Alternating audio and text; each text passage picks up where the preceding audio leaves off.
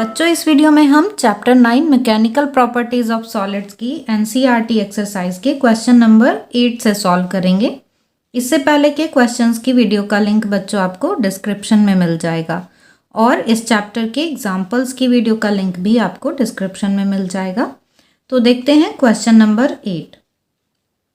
A piece of copper having a rectangular cross section of 15.2 mm into 19.1 mm is pulled in tension with 44,500 Newton force, producing only elastic deformation. Calculate the resulting strain. तो बच्चों यहाँ एक copper का piece दिया हुआ है जिसकी हमको ये डायमेंशंस गिवन है और उस पर अप्लाई होने वाला यहाँ फोर्स भी गिवन है। क्या हमको यहाँ पर फाइंड करना है? कैलकुलेट द रिजल्टिंग स्ट्रेन, जबकि इसमें सिर्फ इलास्टिक डिफॉर्मेशन हो रहा है। ठीक है, तो देखते हैं इसका सॉल्यूशन। बच्चों ये वैल्यूज हमें यहाँ पर गिवन है, हमको डायमेंशंस जो गिवन है उसको हमने एल बी इस तरीके से मान लिया है कि एक लेंथ है एक ब्रेथ है। अब इसको मीटर में कन्वर्ट कर लेते हैं तो ये आ जाएगा 19.1 इंटू 10⁻³ मीटर और ऐसे ही ये हो जाएगा 15.2 इंटू 10⁻³ मीटर। ठीक है, अब हमको यहाँ पर फाइंड क्या करना है? हमें यहाँ पर स्ट्रेन फाइंड करना है। तो हम यंग मॉडुलस का फॉर्मूला लगा लेते हैं क्योंकि यहाँ पर हमको फोर्स भी गिवन है और ये हमने टेबल से देख के वैल्यू लिख ली है कि कॉपर के लिए यंग मॉडुलस की वैल्यू कितनी होती है। तो Y is equal to stress upon strain, ये फॉर्मूला है।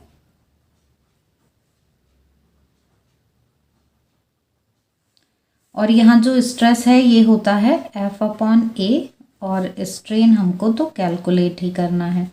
तो यहाँ से जब हम स्ट्रेन फाइंड करेंगे तो स्ट्रेन की वैल्यू क्या आ जाएगी? F/AY। ठीक है, इसमें अब हम सारी वैल्यूज़ रख देते हैं। फोर्स हमको गिवन है 44500, ये F की वैल्यू हो गई। एरिया फाइंड करेंगे तो LB, ये हमें वैल्यूज़ गिवन ही है तो ये आ गया 19.1 इंटू 10⁻³ इंटू 15.2 इंटू 10⁻³। ये हमने एरिया निकाल लिया है यहाँ LB से। अब इसके बाद क्या वैल्यू रखनी है हमें? यंग मॉडुलस की, ये कितनी है? 1.2 इंटू 10⁻11। अब कैलकुलेशन करनी है तो 44,500। पावर्स देखें तो बच्चों यहाँ पर ये -6 और ये 11, तो 11 - 6 यहाँ पर 5 आ जाएगा और ये 5 ऊपर जाएगा तो माइनस में हो जाएगा इंटू 10⁻⁻5। ये तो हमने पावर्स लिख ली हैं। इन दोनों की मल्टीप्लाई कर लेते हैं, तो इन दोनों की मल्टीप्लाई करते हैं तो मल्टीप्लाई करके आता है बच्चों ये 290। इसके आगे भी 6 ऐसे वैल्यू आती है पॉइंट के बाद, लेकिन हम उसको नेग्लेक्ट कर दे रहे हैं, 290 तक ही लिख लेते हैं। ठीक है, और साथ में अब यहाँ 1.2 रह गया। ये पावर्स तो हमने सारी ऊपर लिखी ली। इन दोनों की भी मल्टीप्लाई कर लेते हैं तो यहाँ हमने लिख लिया 445, बस इतना ही। और यहाँ इन दोनों की मल्टीप्लाई करेंगे तो ये आ जाएगा 348 और यहाँ पावर जो है बच्चों वो 10⁻³ ये आ जाएगा। ठीक है, हमने क्या किया, ये जो 2 0 हैं इसको भी इसके साथ एडजस्ट कर दिया तो ये -3 आ गया। अब यहाँ डिवाइड कर लिया तो ये डिवाइड करके आ जाता है 1.27 इंटू 10⁻³ और ये हम स्ट्रेन निकाल रहे हैं। तो स्ट्रेन जो है बच्चों ये तो रेशियो होता है इसलिए कोई यूनिट नहीं लिखेंगे, लेकिन हम इसको परसेंट की फॉर्म में लिख सकते हैं। तो परसेंटेज के लिए हम क्या करेंगे, इसमें 100 से मल्टीप्लाई कर देंगे और जब 100 से मल्टीप्लाई करेंगे तो यहाँ पर पावर -1 रह जाएगी तो हम इसको 0.127% ऐसे भी लिख सकते हैं। तो ये आ गया इसका आंसर। ठीक है बच्चों, तो आपको ये समझ में आ गया होगा। देखते हैं next question. Question 9.9। A steel cable with a radius of 1.5 cm supports a chair lift at a ski area. बच्चों यहाँ क्वेश्चन में हमें गिवन है कि एक चेयर लिफ्ट, जो स्की एरिया में आपने देखा होगा कि जहाँ बहुत बर्फ़ होती है वहाँ पर चेयर लिफ्ट लगी हुई होती हैं, तो चेयर लिफ्ट को सपोर्ट कर रहा है एक स्टील केबल जिसकी रेडियस है 1.5 सेंटीमीटर। ठीक है। If the maximum stress is not to exceed 10 to the power 8 newton per metre square, what is the maximum load the cable can support.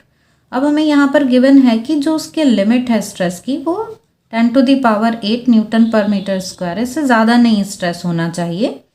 तो इतने के लिए हमें लोड की वैल्यू बतानी है कि मैक्सिमम लोड कितना इस पर अप्लाई किया जा सकता है, केबल पर केवल कितना लोड सपोर्ट कर सकता है। मीन्स हमको एफ की वैल्यू यहाँ पर कैलकुलेट करनी है।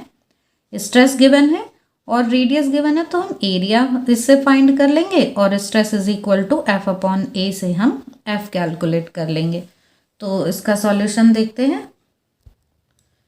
तो बच्चों ये वैल्यूज़ हमें गिवन है इस क्वेश्चन में। रेडियस 1.5 सेंटीमीटर गिवन है, इसको हम मीटर में कन्वर्ट कर लेते हैं। तो 1.5 into 10 to the power -2 metre, ये हमने इसमें मीटर में लिख लिया इसको। स्ट्रेस मैक्सिमम जो है वो कितनी है, 10 to the power 8 newton per metre square. क्या फाइंड करना है हमें, लोड यानी फोर्स फाइंड करना है। तो हम यहाँ पर फॉर्मूला लगा देते हैं। Stress is equal to force per unit area, ये होता है, तो फोर्स अपॉन एरिया। अब यहाँ से फोर्स क्या आ जाएगा, F is equal to stress into area. Stress की वैल्यू हमको इसमें 10 टू द पावर 8 गिवन है। एरिया पाई आर स्क्वायर से हम निकाल लेंगे, तो पाई की वैल्यू 3.14 और आर की वैल्यू है 1.5 इंटू 10 टू द पावर -2 इसका स्क्वायर। ठीक है, A is equal to pi r square, ये फॉर्मूला हमने लिया है। अब जस्ट हमको यहाँ मल्टीप्लाई कर देना है। तो पावर्स देख लें पहले, 10 टू द पावर 8 और यहाँ पर ये 10 टू द पावर -4, तो यहाँ पावर आ जाएगी 10 टू द पावर 4। ठीक है, 8 - 4 4। अब मल्टीप्लाई किसकी करनी है, 3.14 की मल्टीप्लाई 1.5 का स्क्वायर कितना होता है बच्चों, 2.25। 15 का स्क्वायर हमको पता ही है, उसी से हमने लिख लिया 2.25। तो इन दोनों की मल्टीप्लाई कर देते हैं, तो ये मल्टीप्लाई करके आ जाता है 7.06 इंटू 10 टू द पावर 4। ये यहाँ पर हमारे पास फोर्स की वैल्यू आ गई कि इतने न्यूटन फोर्स आ जाएगा। ये आ गया इसका आंसर। बस इतना सही था ये क्वेश्चन। अब देखते हैं हम नेक्स्ट क्वेश्चन। क्वेश्चन नंबर 10 बच्चों, a rigid bar of mass 15 kg is supported symmetrically by 3 wires each 2 meter long.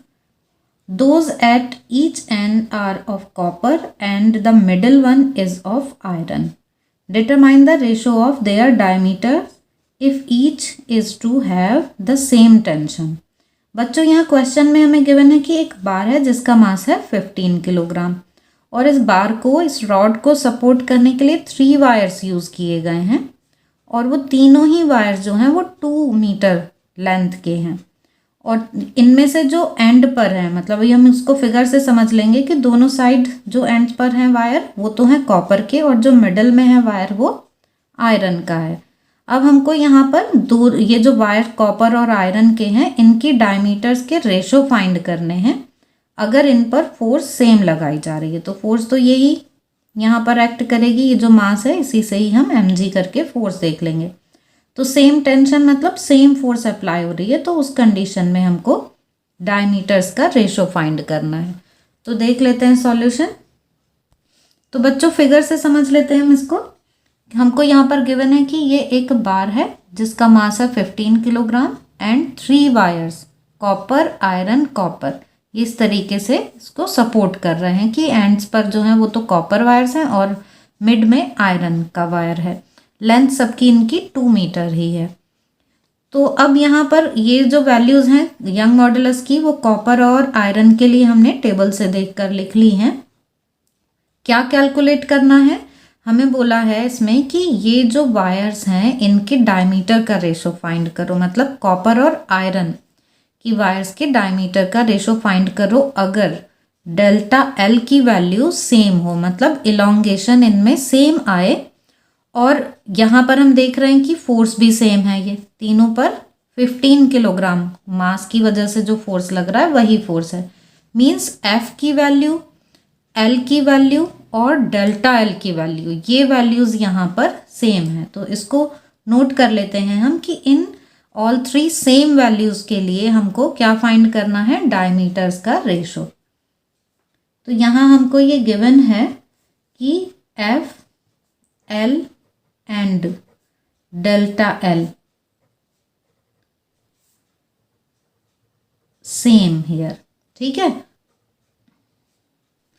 तो अब हमारे पास फॉर्मूला क्या होता है बच्चों, हमारे पास यंग मॉडुलस के लिए फॉर्मूला है y is equal to F L upon A delta L.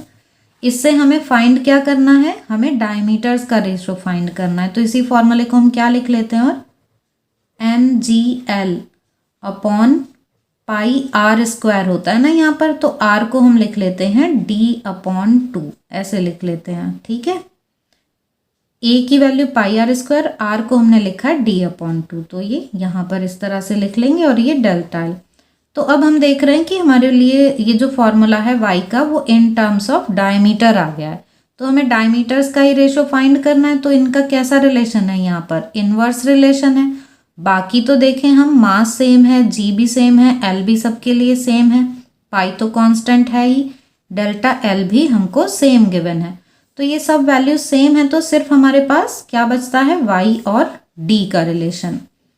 तो यहाँ पर y और d के रिलेशन से हम देखें तो ये y कॉपर और ये y आयरन, इनका रेशो हम d की फॉर्म में निकालेंगे तो क्या आ जाएगा, इन्वर्स रिलेशन है। तो यहाँ पर d आयरन आ जाएगा, ये इसका स्क्वायर, और ये इधर आ जाएगा d कॉपर का स्क्वायर, ठीक है ना।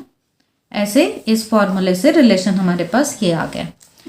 तो हम ऐसे लिख लेते हैं कि d iron upon d copper is equal to, ये रूट में आ जाएगा हमारे पास, ये कॉपर का और इधर ये आयरन का। हम इस तरह से लिख लेते हैं कि ये d कॉपर और d iron is equal to, यहाँ पर भी ये ऊपर ये आयरन आ जाएगा और यहाँ ये कॉपर आ जाएगा। इससे क्या होगा कि ये हम देख रहे हैं ना, आयरन की वैल्यू ज़्यादा है, तो हमको डिवाइड करने में ईजी रहेगा इसको। तो अब यहाँ बस हम d कॉपर और d आयरन की वैल्यू लेंगे, तो इनकी वैल्यूज़ रख देंगे। ये है 1.9 इंटू 10⁻11 और यहाँ अपॉन में 1.2 इंटू 10⁻11, तो ये आ जाएगा 19/12। इसको डिवाइड करते हैं तो ये 1.58 आता है, और जब हम इसका स्क्वायर रूट लेते हैं तो ये 1.25 आ जाता है। हम इसका स्क्वायर रूट निकाल के देख लेते हैं। 1.58 का हमको स्क्वायर रूट लेना है, तो ये 58 और ये 1, यहाँ पर 1 आ जाएगा और यहाँ कुछ नहीं बचा। अब ये 1 का डबल इधर आ गया 2, और यहाँ ये 58, ये हमने इसी तरह से लिख लिया। यहाँ पर ये पॉइंट लगा दिया, ये पॉइंट है ना इसलिए। और यहाँ हम कितने की मल्टीप्लाई करें, हम यहाँ पर 2 की मल्टीप्लाई कर देते, तो 2 यहाँ पर आ गया, 2 2 जा 4, और यहाँ भी 2 2 जा 4, ये आ गया। यहाँ 4 और यहाँ 1। अब यहाँ पॉइंट है ही, तो हम ऐसे 2 0 लिख सकते हैं। और यहाँ पर ये नंबर 12 का डबल ये आ गया 24। तो भी यहाँ पे हम 2 5 जा 14, ये 24 है ना, तो 25 5 जा 125। इससे ज़्यादा हम 6 ले रहे हैं तो ज़्यादा हो जा रहा है, तो यहाँ पे 5 लिख लेते हैं। तो बस इतना ही ठीक है, डेसिमल के बाद 2 डिजिट तक। तो बच्चों कॉपर और आयरन के वायर्स की डायमीटर का रेशो 1.25 आ गया, ये आंसर आ गया हमारा। तो बच्चों आई होप कि आपको ये क्वेश्चन समझ में आ गए होंगे। इससे आगे के क्वेश्चन हम नेक्स्ट वीडियो में करेंगे।